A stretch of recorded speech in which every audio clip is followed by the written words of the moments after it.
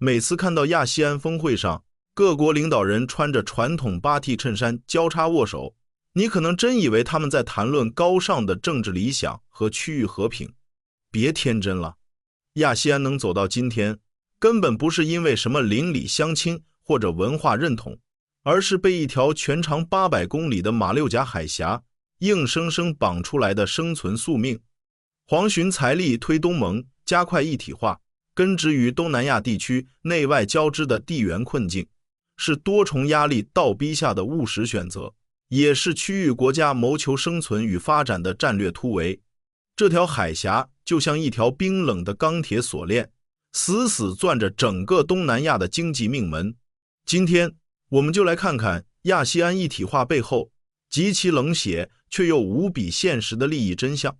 作为生活在新加坡的普通人，我们每天操心的是祖屋 BTO 抽签难度、9% 的消费税，或者是越来越贵的 COPO。 但你仔细盘算过没有，支撑这个小红点、高薪工作、强劲新源以及整个国家运转的基石到底是什么？答案就在我们每天都能看到的那片海域——马六甲海峡。整个东南亚是全球地缘板块中最复杂的一块拼图，这里有伊斯兰教、佛教、天主教，语言和政治体制千差万别，本来就是一盘散沙。让这群完全不在一个频道上的国家坐下来谈亚细安一体化，难度堪比让全岛小贩中心的所有摊主同意只卖一种口味的鸡饭。那他们凭什么能捏在一起？因为现实不讲感情，只看利益。马六甲海峡承担了全球 30% 的贸易量，中国 80% 的进口原油都要从这里过。印尼守着海峡口，马来西亚占据了漫长的沿岸腹地，而我们新加坡正好卡在最窄处只有 2.8 公里的咽喉要道。大家都在这条大船上，港口、航运、油气运输、跨境贸易全绑在一条线上。如果航道出问题，首当其冲的就是沿岸这几个国家的国库收入和就业率。所以地理上的强制捆绑成了他们坐上谈判桌的唯一理由，谁也别想单独跳船。我们不妨把马六甲海峡看作一条大家共用的全球独家黄金商业街。新、马、印尼就是这条街上最大的临街店主。在普通的商业街上，大家各凭本事竞争，但马六甲这条街太特殊了，它的容错率几乎为0。如果这条街没有统一的规矩，会发生什么？如果印尼放任海盗在街口抢劫，如果马来西亚突然决定拦路收高价过路费，或者任何一家私自设围栏，甚至拉拢外部的超级大国军舰进来当保安抢地盘，结果会怎样？结果就是整条航线瞬间瘫痪，全球航运巨头立刻寻找替代路线，最后整条街的生意一起倒闭，大家的饭碗全部砸碎。地理格局根本不允许各自为政。亚细安一体化说白了不是崇高的政治口号，而是这群临街店主被迫签下的合租公约。大家必须统一通关规则，统一航运标准。你看东盟经济共同体蓝图里那些枯燥的关税减免和海关单证统一条款，本质上都是在降低这条商业街的交易成本。只有整条街的服务效率提上去了，才能把过路客牢牢留住。再比如2004年启动的马六甲海峡巡逻计划，就是新马印太4国联合防海盗的机制。平时互相看不顺眼的邻居为什么能把军队凑到一起巡逻？因为不这么干，国际保险公司就会把马六甲划为高风险区，保费暴涨，货船就会跑掉。亚细安的每一个经济整合条款背后都是为了保住这条海峡的商业信誉。不是大家想抱团，是被马六甲的脆弱性逼得只能抱团。外界总说新加坡眼光毒辣，是马六甲海峡的最大赢家，但从地缘政治的冷峻视角来看，这恰恰是我们最大的焦虑来源。外人只看到新加坡卡住了要道，却忽略了一个致命的盲区。新加坡的体量太小了，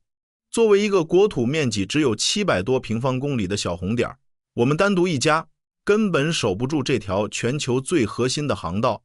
如果亚细安散伙了，中美这样的大国完全可以采取分而治之的策略，逐个去拉拢马来西亚或者印尼，甚至直接绕过新加坡掌控航道。到那时，新加坡的港口优势、金融中心地位将瞬间被架空。所以，从李显龙时代到现在的黄循财总理，新加坡总是最积极踩油门加速亚细安一体化的那个。背后的深层心思极其现实，主要有3步大棋。第一，拉着拥有6亿人口、GDP 总量超过3万亿美元的东盟捆绑成一个整体，用集体的庞大体量去跟超级大国博弈，锁住马六甲的话语权。大国要谈，只能跟整个亚细安谈，不能单独霸凌新加坡。第二，用一体化统一规则的契机，把新加坡 PSA 的最高港口标准、本地银行的金融结算体系、国际仲裁的法律规则，潜移默化地变成整个马六甲乃至东南亚的通用规则，一流国家输出标准，这就是在巩固自家的护城河。第三，借东盟这个外壳，避免自己单独站在风口浪尖被大国针对。新加坡推动一体化绝不是为了做区域霸主，而是借邻居的体谅给自己穿上防弹衣，死死守住海峡枢纽的饭碗。让我们换个反常识的视角，如果没有马六甲海峡这根利益锁链，亚细安今天会是什么样？答案很残酷，它大概率连凑都凑不齐，更别提经济整合了。如果大家的经济命脉没有被强行捆绑，贸易没必要互通，边境没必要开放，安全更没必要联防。别人都喜欢唱赞歌，说是一体化成就了东南亚的繁荣，但真正的是马六甲的利益捆绑和外部的生存危机成就了亚细安一体化，而且这种危机感今天比以往任何时候都强烈。泰国一直在疯狂推销他们的克拉地峡路桥项目，试图在泰国南部挖出一条新通道，直接打破马六甲的垄断。马来西亚也在搞东海岸铁路，试图从陆地上分流货物，再加上全球供应链正在剧烈重组，这些外部的替代方案和挑战，就像悬在马六甲沿岸国家头顶的达摩克利斯之剑。正是这些实实在在的威胁，逼着东南亚国家放下成见，更加紧密的抱团。因为大家心里都清楚，如果不把亚细安内部的物流、关税和基础设施彻底打通，外部资本和航运巨头迟早会抛弃马六甲，去寻找更便宜、更安全的替代方案。看透了这一层，你就会明白，马六甲海峡从来都不是亚细安的附属品，相反，它才是亚细安一体化背后真正的幕后操盘手。东南亚各国看似在主动抱团取暖，实则早已被这条海峡的命运牢牢绑定。作为新加坡人，我们的未来不仅取决于国内的经济转型，更取决于这条海峡的控制权和吸引力还能在我们手里握多久。面对周边国家不断推进的新港口和新航道挑战，你觉得新加坡还能在未来10年保住马六甲枢纽的绝对优势吗？欢迎在评论区留言。如果你喜欢今天的分析，请务必订阅我的频道，并打开小铃铛。我们下期视频见。